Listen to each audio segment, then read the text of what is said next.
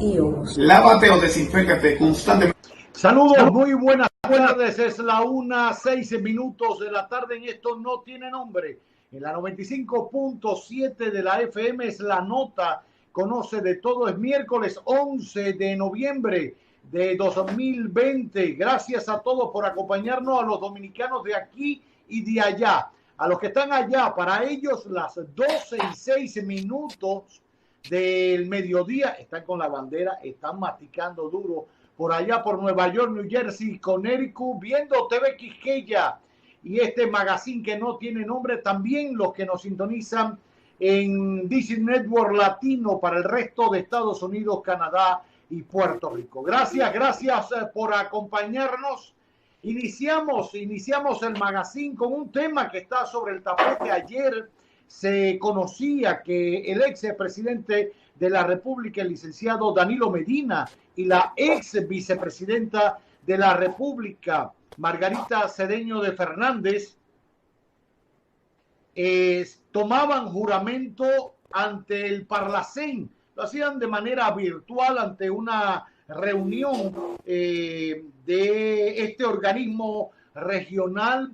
Eran juramentados por la diputada hondureña Fanny Salinas Fernández durante la asamblea plenaria que se celebró, como ya decía, de manera virtual del Parlacén. Muchos rumores, comentarios, conjeturas han corrido por los mentideros de la política, subrayando una supuesta inmunidad parlamentaria a la que se habría acogido tanto Danilo como Margarita para buscarle la vuelta a supuestas acusaciones que vendrían en lo adelante por supuestos actos de corrupción durante la administración PLDista. Pero más allá de las razones, ¿qué sentido tiene el Parlacén? ¿Qué función tiene en nuestro continente, en el área de Centroamérica? ¿Ha tenido iniciativas devenida en acciones concretas que hayan beneficiado a las naciones miembros del Parlacén? Es inamovible la inmunidad para un diputado de dicho parlamento. Los ex presidentes dominicanos también forman parte del Parlacén. Me refiero a Hipólito Mejía y a Leonel Fernández. Hablamos de este tema con el ex diputado suplente precisamente del Parlamento Centroamericano, el jurista y amigo de nuestro magazine, Mijail García. Mijail, muy buenas tardes, bienvenido, gracias por acompañarnos. Hola, Cavada, mucho tiempo sin estar con ustedes. Ya, la pandemia nos ha separado. A usted le salió hasta barba. Bueno, cuénteme del Parlacén. Bueno, mira, el Parlamento Centroamericano es el órgano político del Sistema de Integración Centroamericana. En principio, tras los acuerdos de Esquipulas 1 y 2 que dieron vida al Parlamento Centroamericano, la idea era que este Parlamento fuera un foro para debatir ideas, para dirimir conflictos. Y bueno, y en su momento lo logró. Allí se debatieron muchas ideas en el inicio del Parlamento Centroamericano, por allá por el 1991, y se llegó a la paz en la región. Tú sabes que había muchos conflictos en la región. Eso iba a decir, para explicarle un poquito a la gente, los acuerdos de Esquipulas 1 y Esquipulas 2 ponían fin a años de conflictos bélicos en Centroamérica, las guerrillas en El Salvador, bueno, todo, y sobre todo había un proceso de desmontaje de estas guerrillas, el desarme de ellas, pueblos que estaban casi totalmente militarizados de un lado y del otro, y la transición a la democracia, y sobre todo convertir estos movimientos guerrilleros, Frente Farabundo Martí para la Liberación, Frente, etcétera, convertirlos en organizaciones políticas, en partidos políticos, para que se vincularan a esa ola de democracia de Centroamérica, y así se ha hecho con sus altas y sus bajas, pero creo que al final ha sido un referente importante para aquellos países que han salido de guerras y de posguerras, cómo se han ido involucrando en la vida democrática y las guerrillas se han convertido en partidos. Recuerdo incluso Chafí Handal del Frente Farabundo Martí para la Liberación. Tuve la oportunidad de conversar con él y de conocerlo, un gran tipo, guerrillero y valiente como el que más, cuando entendió que la solución a los conflictos en El Salvador no eran por la vía armada, como se puso de moda, por llamarle de alguna manera, en algún momento, fruto del espíritu de la Revolución Cubana, de la Revolución Sandinista en Nicaragua. Cuando eso pasó y se dieron cuenta que los cambios había que procurarlos a través de los parlamentos y de la democracia y de las urnas, porque derramar sangre y realmente, sobre todo El Salvador, fue doloroso toda la sangre que se derramó y jóvenes que murieron de un lado y del otro. Bueno, se fueron a este camino. Y Chafí Handal, para que la gente tenga una idea, de guerrillero llegó a ser candidato presidencial creo que en 2 ocasiones, hasta que falleció hace unos años, lamentablemente. Es el líder, Chafik es el líder del Frente Farabundo Martí para la Liberación Nacional, que ya es un partido político y del cual su hijo es diputado en la Asamblea de El Salvador, por demás miembro de la COPAL, y allí lo hemos conocido. Pero bueno, el caso es que todos estos conflictos que existían terminaron a través de los acuerdos de Esquipulas, y entonces los presidentes y vicepresidentes de la región querían tener un espacio donde dirimir sus conflictos de forma pacífica, y ahí surge el Parlamento Centroamericano como un mecanismo para la discusión y dirimir los conflictos que se den en la región. Siempre es bueno resaltar que allí convergían de extrema izquierda y extrema derecha, que en su momento tenía la izquierda y la derecha en Centroamérica tenía mucho contenido y tenía mucho vigor. Y bueno, allí en un momento estuvo Tomás Borges, claro, y estuvieron personas de derecha. Bueno, se logró la paz. Inmediatamente se logra la paz, el Parlamento Centroamericano entra en una especie de limbo, porque al no tener facultades vinculantes y ser el órgano político de un sistema de integración, la gente comienza a decir, bueno, pero ¿y para qué sirve esto? Ahora, una pregunta para que la gente entienda. ¿Qué quiere decir que tome decisiones no vinculantes? Ahí voy.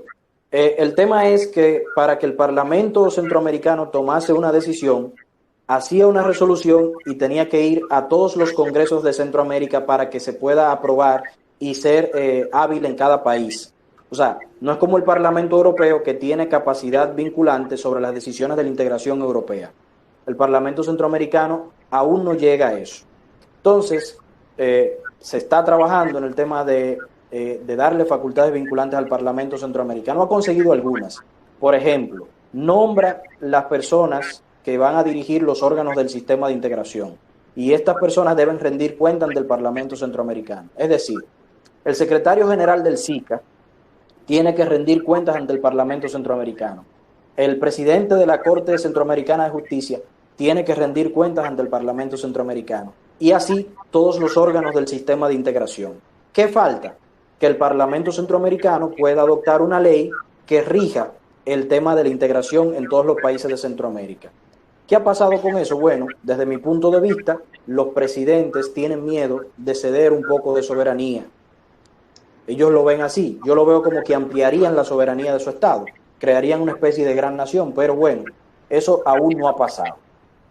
Bueno, y se demorará un poco con todos estos vaivenes y perspectivas que hay en materia política. Creo que es increíble, pero hombres que quizás del siglo XVIII o algo por el estilo tuvieron más visión americanista y más visión integracionista, como Bolívar y la Gran América y Martí y todo, y O'Higgins y todos los libertadores del continente, quizás tuvieron una visión más integradora, más integracionista, más dada a compartir entre todos, que lo que hoy vemos y vivimos entre las naciones.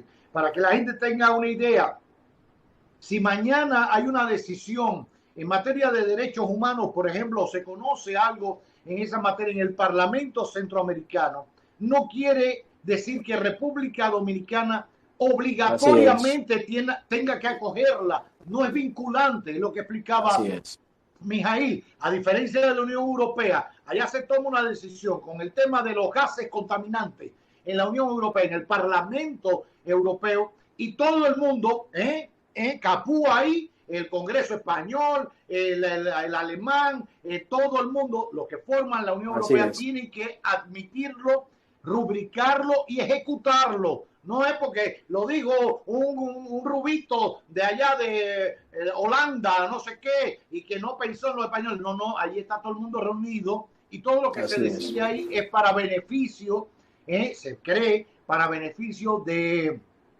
toda la comunidad. De hecho, el otro día Pinky contaba acá que en España, por ejemplo, para que vean, y eso hay que verlo no solo si se afecta o no la soberanía, sino un poquito más allá. Pinky contaba, por ejemplo, estaban por decidir algo respecto al poder judicial en España, y los partidos de gobierno, los oficialistas, no completaban la matrícula para la votación de lo que se iba a decir según planteaba la Constitución y las leyes, pero sí tenían una mayoría suficiente como para cambiar esa ley y hacerla a su imagen y semejanza, para que me entiendan. Hubo ese intento y el Parlamento Europeo se paró y le dijo, no, espérense un momentico, lo que ustedes están haciendo no está bien, eso afecta a la comunidad, pero los afecta a ustedes también, y les hace ver y explican en democracia, tuvieron que darle más chatará, y usted dice, bueno, pero ¿y por qué se meten el resto de Europa en la vida? Bueno, porque la estabilidad de tu país es la estabilidad de la zona.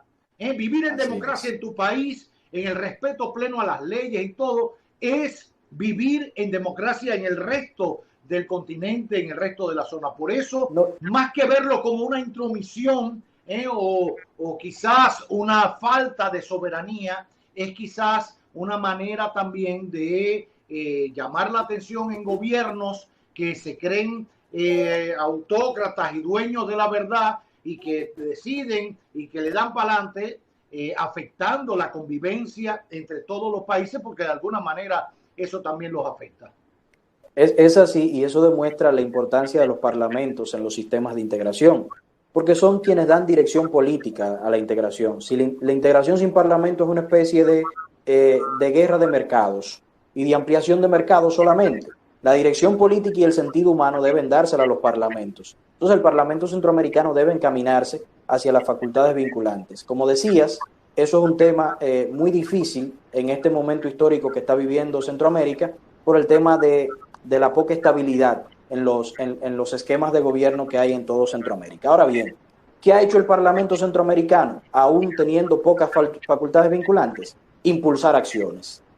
Por ejemplo, el tema de que haya una especie de unión aduanera en los países del Istmo centroamericano ha sido impulsado desde el Parlamento Centroamericano. Y ya hay 4 países que tienen esta unión aduanera.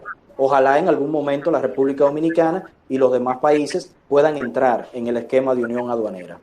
El tema de la promoción de la visa CA4 también se aplica en los países centroamericanos. ¿Qué es esto? La visa CA4 es que para tú ir a Nicaragua, a Guatemala o a El Salvador necesitas la misma visa. No necesitas tener una visa de Guatemala, una visa de El Salvador y una visa de Nicaragua, sino que con esa visa tú, es como la Schengen. La Schengen de Europa para Centroamérica. Así es. Entonces el Parlamento Centroamericano está impulsando la visa SICA para que todos los países del Parlamento que componen el sistema de integración centroamericano pues puedan circular con una sola visa y tengan una política migratoria hacia los terceros. y eso es correctísimo y una cosa que hay que resaltar. Pero algo que impacta directamente al bolsillo de los ciudadanos centroamericanos. Cuando yo de República Dominicana viajo a Nicaragua, yo solamente tengo que decirle a mi compañía telefónica que voy para Centroamérica y me activan el roaming de forma gratuita. Eso es algo que se impulsó desde el Parlamento Centroamericano en la gestión del compañero diputado Manolo Pichardo cuando presidió el Parlacén. O sea, y también se impulsó el tema de que los vuelos sean considerados como domésticos, o sea, que bajaran los costos de los vuelos. Eso no ha sido posible. Pero el Parlamento Centroamericano ha tratado de impulsar acciones en la medida de sus posibilidades. Ahora, el tema de que el Parlacén no tenga facultades vinculantes no es culpa del Parlacén, es culpa de la visión corta de los presidentes de los estados centroamericanos. Exacto. Ahora, yendo al caso de la República Dominicana, Hipólito Mejía y el doctor Leonel Fernández son miembros también del Parlacén, son diputados, como ayer se juramentó Danilo y Margarita. No, Hipólito no pudo ser diputado al Parlamento Centroamericano porque cuando Hipólito salió del gobierno, República Dominicana no era miembro de pleno derecho del Sistema de Integración Centroamericana. República Dominicana entra como miembro de pleno derecho del Sistema de Integración Centroamericana en 2011 y tiene su primer presidente en el Parlacén en 2011-2012. A partir de ahí, los expresidentes sí entran como diputados al Parlamento Centroamericano de acuerdo a lo dispuesto en el artículo 2 del Tratado Constitutivo. Leonel Fernández se juramentó en el 2014 y duró hasta el 2016. Y el vicepresidente Rafael Alburquerque se juramentó en el 2012 y duró hasta el 2016 como diputado al Parlamento Centroamericano. O sea, con esto me quieres decir que tienen un periodo de 2 años solamente como diputado. No. Yo pensé que eran vitalicios. No, tienen un periodo igual al periodo que ejercen los diputados nacionales. O sea, el caso es que Leonel se juramentó en el 14, pero podía juramentarse desde el 2012. Por eso Leonel solo duró 2 años. Pero Rafael Alburquerque, por ejemplo, se juramentó en el 12 y terminó en el 16. Ahora en el 16 entran, en el 16 tenían que entrar Margarita y Danilo, pero como se reeligieron no entraron y ahora entran como ex presidente y vicepresidente. Y entonces, ¿hasta cuándo es el mandato como diputados tanto de Danilo como Margarita? Hasta la próxima elección, 2024. Hasta el 2024. Hasta el 2024. Ahora, ¿eso qué derechos les da o les restringe a el ex presidente Danilo Medina y a la ex vicepresidenta Margarita Cedeño? Bueno, el artículo 27 del Tratado Constitutivo establece las prerrogativas de inmunidades para los diputados al Parlamento Centroamericano. Las mismas inmunidades de los diputados nacionales en su país y las que establece el Convenio de Viena para los demás países. Es decir, que Danilo Medina y Margarita Cedeño de Fernández lo que tienen es una especie de jurisdicción privilegiada, como tienen los diputados nacionales. Eso no quiere decir que no pueden ser juzgados. Claro. Exacto, para que la gente tenga una idea. Cuando Mijaíl habla de la jurisdicción privilegiada, la está equiparando, o sea, del Parlamento Centroamericano con un senador nuestro o un diputado. Exacto. La está equiparando. Por ejemplo, mientras Tommy Galán estuvo dentro del expediente de Odebrecht y tenía su inmunidad parlamentaria porque era senador de la República, el caso se conocía en la Suprema Corte de Justicia porque es una jurisdicción privilegiada. Así es. Una vez perdió esa investidura, pasó junto con el resto de los que forman parte del expediente a una jurisdicción normal, o no sé si tiene otro calificativo, ordinaria, quizás, para conocer el caso. O sea, que si esto, mañana... Ajá. Que esto no necesariamente es una ventaja, Cavada, porque el debido proceso indica que tú tienes varias instancias. Exacto. Para poder dirimir tus conflictos con la justicia. ¿Y qué pasa? Que cuando tú entras a la jurisdicción privilegiada, o sea, a la última instancia, inmediatamente haya una sentencia, adquiere la cosa la cosa irrevocablemente juzgada. Es decir, ya tú no tienes por dónde coger. Exacto, Pues no es tan sencillo. Para que la gente tenga una idea, no es lo mismo que usted lo juzguen porque se robó un pollo, ¿eh? Desde un nivel Primera primario instancia. o primera instancia, y entonces ahí a usted no le cuadró que le metieron 20 años por la cabeza y entonces recurre apela a la sentencia a la otra instancia y así va a la otra hasta que llega a la Suprema por el pollo robado y los 20 años que le habían metido.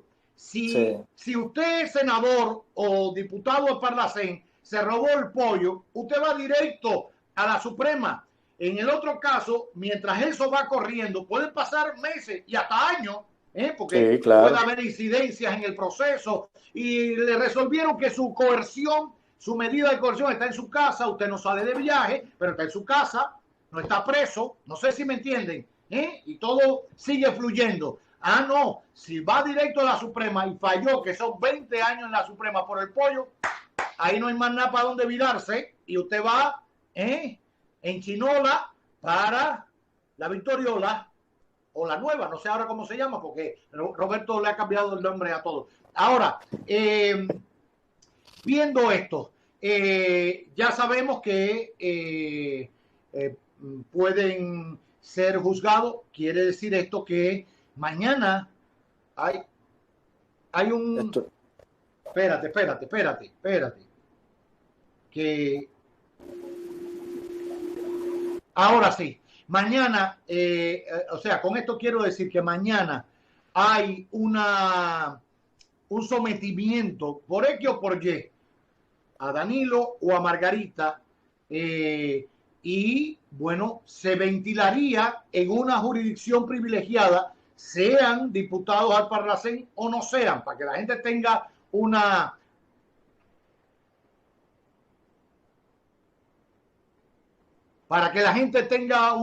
una idea de lo que estamos hablando. Ahora, una pregunta que me quedó en el tintero. ¿Por qué no vuelven por ejemplo, Leonel y Rafael Alburquerque a ser diputados? Bueno, ya me explicaste que no son vitalicios. Duran un periodo y ya, no... Así es. El periodo inmediato después que salen de su cargo ejecutivo en el país y hasta la próxima elección y ya no se vuelven a juramentar más. No se vuelven a juramentar como expresidente y ex vicepresidente. Ahora, si aspiran en sus elecciones, pueden salir como diputados. O sea, a ellos les corresponde como ex presidentes y ex vicepresidentes un periodo de 4 años inmediatamente después que abandonan su cargo en el Ejecutivo. Si después quieren ser diputados, bueno, corren como corren cualquiera de los candidatos que van. Perfecto. Así es. Bueno, pues ahí está la explicación para aquellos que... Dime. Y Cavada, antes de irme, algunos casos en el Parlamento Centroamericano, por ejemplo, la primera vez que se quitó la inmunidad a un diputado fue a César Augusto Díaz Flores en Honduras, quien fue acusado de narcotráfico en el 2003. Arnoldo Alemán fue el siguiente y se lo quitó la Corte Centroamericana de Justicia después que había fallado a favor de él. O sea, eliminó una sentencia que tenía desde el 2002 a favor y le quitó la inmunidad para que atendiera a la justicia en Nicaragua. El caso de Mariano Antonio Osorto de El Salvador, que le quitaron el fuero. También a Gilmar Otmar Sánchez de Guatemala se le quitó el fuero para que fuera juzgado. Y el último caso, los hijos del presidente Martinelli, que salieron diputados suplentes por Panamá, no fueron juramentados por el Parlamento Centroamericano porque tenían casos pendientes con la justicia. Para que vean que todo funciona, todo fluye. Escuché ayer algunos senadores, sobre todo senadores del ala oficialista, específicamente Antonio Marte, decir que ese era un bajadero que buscaba Danilo para evadir la justicia. Penoso que un legislador no conozca las leyes, no tiene que conocer las del Parlacén, las de su propio país, pero nada, son las cosas que tenemos. Así mismo después cambió y dijo, me hace falta Faride que me dé la cosa que ella no quiere y ayuda para el transporte. Perfecto, entonces hable de eso nada más, que dijo Antonio, no hable de lo otro porque mete la pata y queda mal. Ya no, usted tratando de echarle pupú arriba a Danilo y a Margarita, termina usted echándosela porque habla de cosas que no sabe. O sea, ser diputado al Parlacén no impide que ninguno de los diputados, no solo Margarita y Danilo, ninguno de los diputados dominicanos al Parlacén, que hay varios y gente, bueno, Tony Raful fue diputado al Parlacén y bueno, Manolo Pichardo presidió incluso el Parlacén, hizo una meritoria y excelente labor allí al frente del Parlamento Centroamericano y muchísimos más. Todos estaban susceptibles de ser llevados ante la justicia en República Dominicana, no importara el fuero que tuvieran o la investidura que tuvieran como diputados al Parlamento Centroamericano, y eso es válido también para Danilo Medina y Margarita Cedeño. Es una clase gratuita para Antonio Marte, para que sepa cómo es que funcionan los mecanismos en Centroamérica y cómo funcionan las leyes. A él que le toca legislar. Mijail, gracias. Gracias a ustedes. Gracias por esta explicación. Usted no volverá a ser suplente. Usted también tenía su inmunidad siendo suplente, ¿no? Bueno, nunca tuve que usarla y creo que nunca la usaré. No, está bien, está bien. Mira, y hablando como los locos, más allá del tema del Parlacén, sí. ¿Viste la valla de Abel Martínez? ¿Es de los aguacates o qué va a pasar con Abel? Las he visto, pero realmente no me he detenido a analizar eso porque estoy concentrado en el Congreso de la Fuerza del Pueblo. Estamos construyendo un partido, sí. Ya, pero bueno, ustedes mismos, algunos voceros de la Fuerza del Pueblo, son los que están invitándolos a que Abel se pase para la Fuerza del Pueblo. Bueno, se pasarán los que tengan que pasarse. Este fin de semana hay algunas cosas. Vamos a esperar. Hay nueva gente, más gente. Es que quieren venir siempre. Ay, está viendo, oíste. Gracias a Mijail García. Gracias mil por tenerte acá, que sea más a menudo. El problema es que Natanael y Edwin son muy de derecha, no quieren gente con otra visión. No quieren izquierdistas, sí. No quieren izquierdistas, pero tienen que terminar en lo que tú sabes. Mijail García, que sí tiene. Un abrazo. Enseguida volvemos.